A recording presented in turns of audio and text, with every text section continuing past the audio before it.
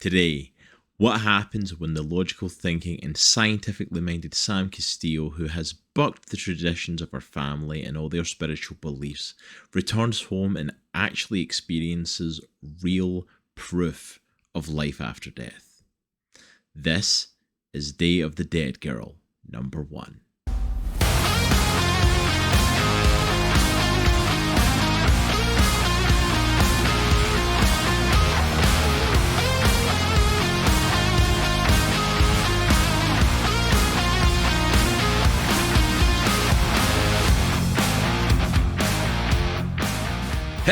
Hello there, Comic Clan, and welcome to Comics and the Cross, the greatest YouTubers that you've never heard of.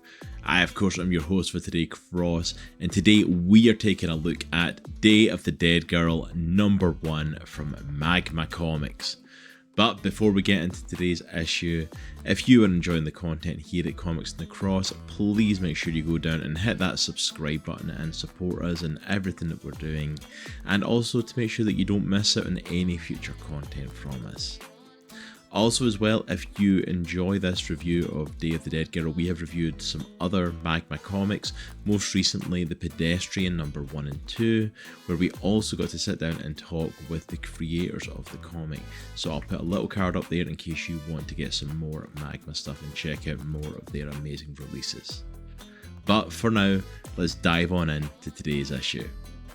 Day of the Dead Girl number 1 is written by Mendez and Aimee Garcia, with artwork from Belén Culebras. Colours are by Dearbhla Kelly and lettering from Shawn Lee. Our issue begins in Santa Maya on Dios de los Muertos, the Day of the Dead, and we get an amazing narration from Ana Castillo as she takes us through the traditions of the holiday and explains it to those like myself who aren't as familiar with it as some of the readers may be. As Anna narrates, we get to see some beautiful artwork from Belén Culebras, although I do have to give a special shout out at this point to the colorist of this book, Dearbhla Kelly. During the intro, as you can see, and throughout this entire book, the colours just are absolutely stunning and just pop and jump out off the page at you and really bring Belén's artwork to life. And you can really see just the party atmosphere of Dios de los Muertos. During this opening, Anna gives us a little bit of more details about some of the things that happened during Day of the Dead. For example, that it's a celebration of life that lasts about 5 days, and across each of those days they celebrate a different kind of lost soul. Also as well, they try to reconnect the dead souls with the living by setting up ofrendas or altars. And on the altars they'll set marigold flowers, different foods that the lost souls or the dead people would have enjoyed, and drinks as well, so that they can absorb the essence of those into their being. Anna is very passionate about these beliefs and about her traditions. Unfortunately, her daughter Sam isn't quite so enthusiastic about it. As her mom explains the holiday, Sam talks down and questions her beliefs, traditions and practices as she is trying to tell about the Day of the Dead. We quickly learn that Sam has no love for traditions like this, as there's no scientific basis for the beliefs. She seems to find assurance in being logical and scientific, not to mention as opposed to her mother's theatrics and storytelling. Sam is as subtle and straightforward as a brick through a window. Anna attempts to appeal to her daughter, telling her that the spirits are trying to talk to her and all she has to do is listen, and that death deserves beauty, and that they need to be the ones to teach the people of Santa Maya not to be afraid, not to fear death. We meet two of Anna's friends who are manning a stall at the festival, and they're offering divination, and they're offering magic abilities, potions, elixirs, and we find out that them, along with Anna, are real life witches or brujas. But unfortunately for them, the people of Santa Maya don't see them as good people. They see them as devil worshippers and people to be avoided. While the festival is taking place and all the festivities are underway, we see a man standing in the street, noticeably all dressed in black and covered in shadow.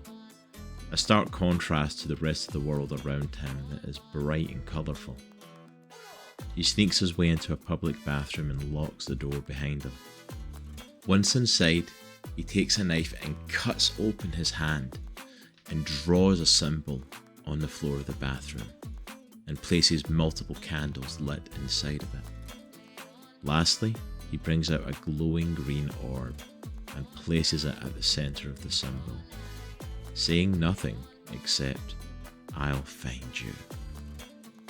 We rejoin Anna and Sam as they arrive at Casa Castillo, the family home where Anna lives currently, and we get a little bit more background on the mother and daughter relationship and the current situation that they find themselves in. The house has been in the family since 1692, and Anna has been struggling to pay the bills recently due to skyrocketing property taxes. We also learned that Sam was working her dream job and had signed a lease on her dream penthouse, but has given that up, moved in with her mom, and is starting her career at the bottom rung again, just to help her pay bills and to make sure that her mom doesn't lose the house. Anna tries to mention to Sam that her father would be proud of her helping to save the house, but Sam quickly changes the subject onto dinner for the evening. That evening, Anna tries to talk to Sam about meeting her students, the members of her coven. She was really hoping that now that she was home, Sam would be able to start her own spiritual journey and feels like she would be a natural for it. Anna also believes that Sam is back home for a higher purpose. Sam shoots this down immediately. She reminds her mom that she's home to help her to pay the bills. She's always accepted her mom's eccentric hobbies, but reminds her that that's her mom's thing and not hers, and she does not intend to be part of it in any way. The tension is finally broken by both of them receiving a call regarding work emergencies, and from there they both go their separate ways. For Anna, her emergency is that she has found out that a member of her coven, Helene, who we actually met during Dios de los Muertes, manning the stall and had met Sam earlier on that day, has actually passed away. Anna gathers the members of her coven as they have to perform the passing ceremony for her.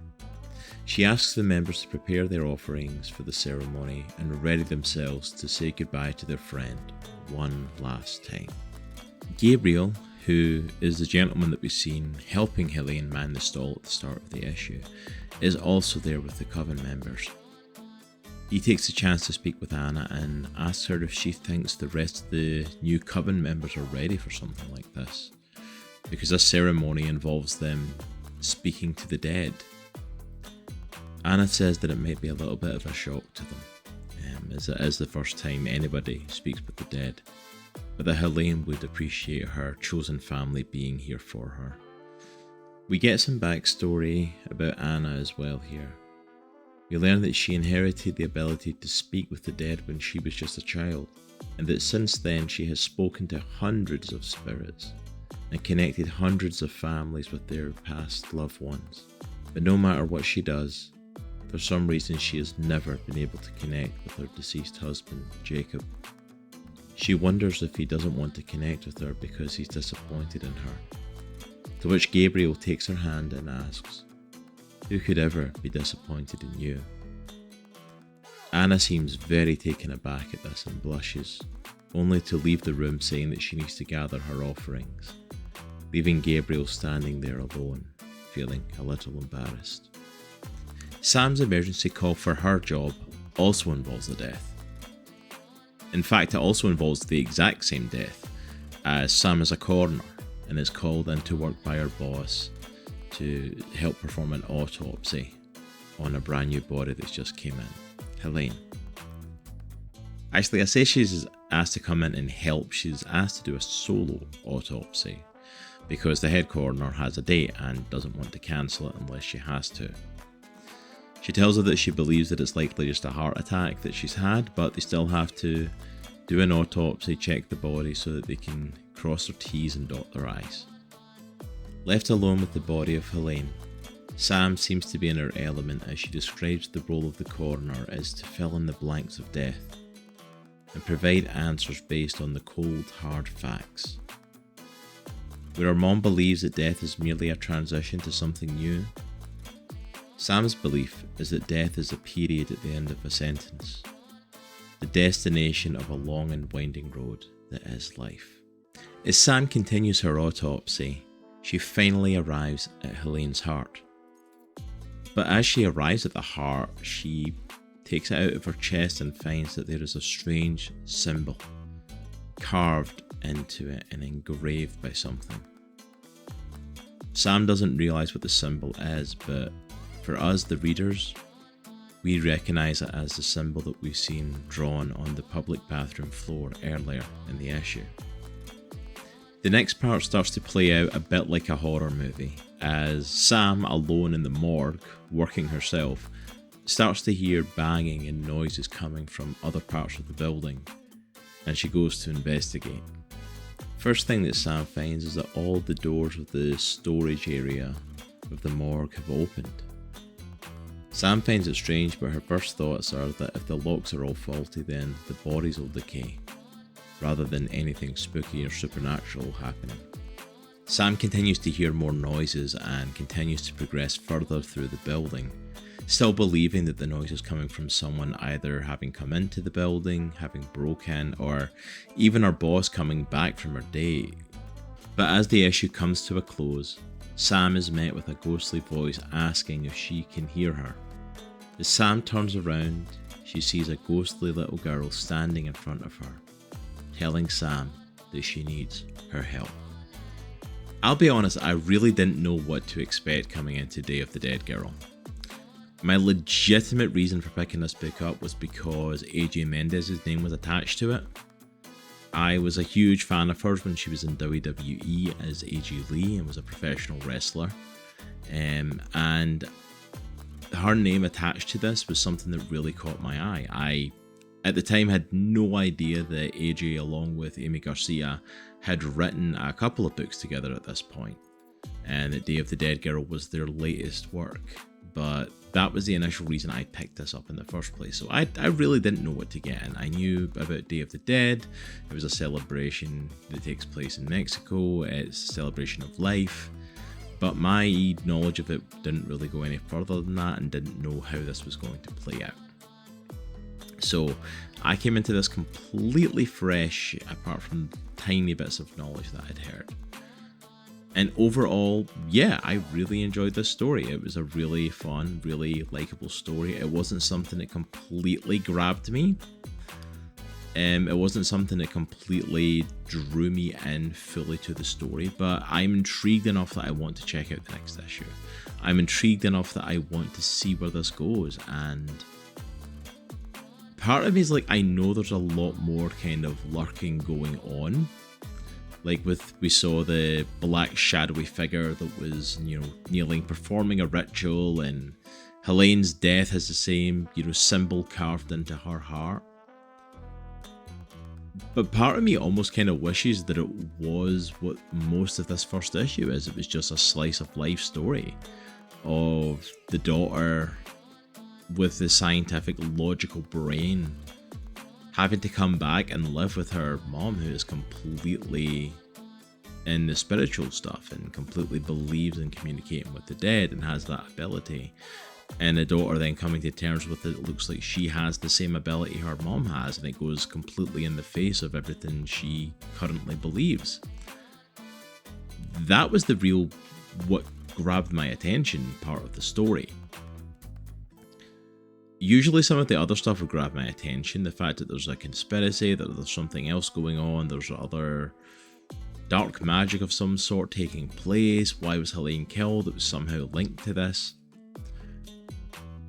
That's all vaguely kind of touched on in this, and is more an inciting incident for the coven getting together to perform a ritual and Sam meeting the little ghost girl at the end. But honestly, like, don't know where it's going to go with that, and that's not why I would come back for issue 2. I literally enjoyed the characters of Sam and Anna and learning about their story and their situation. Anna, who just seems like the sweetest mom in the world, who wants the best for her daughter but is fully committed to her beliefs and fully committed to where she comes from. And you know, seeing Sam being that more logically minded person, that more believes in cold hard facts and figures and not in that, like, that is something I think is relatable to so many people. You know, I didn't grow up with that Hispanic culture. I didn't grow up in Mexico, Day of the Dead and speaking to the dead and all that. But I grew up in Scotland, where we don't have that ceremony, but we have a lot of churches. I've met a lot of people who grew up with really religious parents who believe in scientific facts and figures now. I've known a lot of people who have struggled having that more logical brain compared to their parents, having that very spiritually minded brain or religious brain or that old school belief brain that goes in the face of what their kids now believe. That's such a relatable story for so many people today. And it really hits. Even like if you, because my parents are Christian, I consider myself a Christian. I believe in Jesus Christ, I believe in that, but I don't know if my faith links up completely with where my parents are and what they believe and what they've been taught and what they try to teach. I'm carving my own path with it a little bit. That's a whole discussion for another day, but even that in itself, I'm like, no, this feels very relatable in that way. And, you know, even Sam giving up her, even though she doesn't believe in her mom's beliefs, like she gave up her dream job and her dream home to come and help her mum. Both Anna and Sam are just so likable, relatable characters. They're so nice and so, you know, they've got each other's best intentions at heart. And that's what really drew me in. And even like just simple stuff like Anna like not hearing from her husband even though she can speak to the dead, but yet Gabriel seems to have an interest in her, and you know how Sam's connecting at her new job and being treated like a, you know, 4th level intern when she used to be a lead, you know, forensics corner. That is what really drew me in. You know, I know there's a whole bunch of other stuff going on and I'm intrigued to see where it goes, but that I think is the strongest part of this comic. That's the strongest part of this story. And I don't know if it comes from one or both of the writers, from AJ and Aimee, or one or the other, but you can almost feel like this is a story that one or both have gone through, or at least have connections to, because it is very heartfelt. I also want to take the opportunity, as I did at the very start of this, to shout out the artwork in this. The artwork is stunning and does not let up, whether it's the festival of the Day of the Dead, whether it's just the Castillo home, whether it's the morgue, whether it's whatever, the art is stunning. And the colouring that Kelly does in this is phenomenal. Like, that colouring is just wonderful.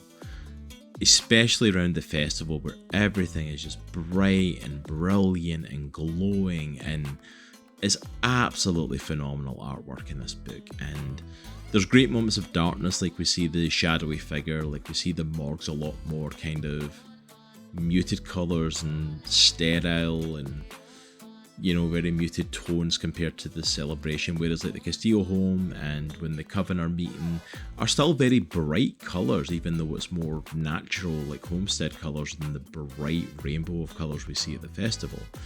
And it's just is phenomenal artwork. Overall, Day of the Dead Girl, I would highly recommend picking up. If you are interested as well, I'm going to put the link down below. There is a Kickstarter for Day of the Dead Girl that is currently going on for a special one from Magma that is a collected hardcover issue, as well as other stuff like a special limited edition variant cover for the #1 issue, an extra PDF of a grimoire written by AJ Mendez and Aimee Garcia, and it's just a lot of cool stuff going on over there. So I'm going to put the link down below, so go and check that out. But I would highly recommend go pick this up for yourself. Go check out Day of the Dead Girl and keep an eye on Magma Comics. There's a lot of really cool stuff coming out from them now. But at the moment, that's everything from me.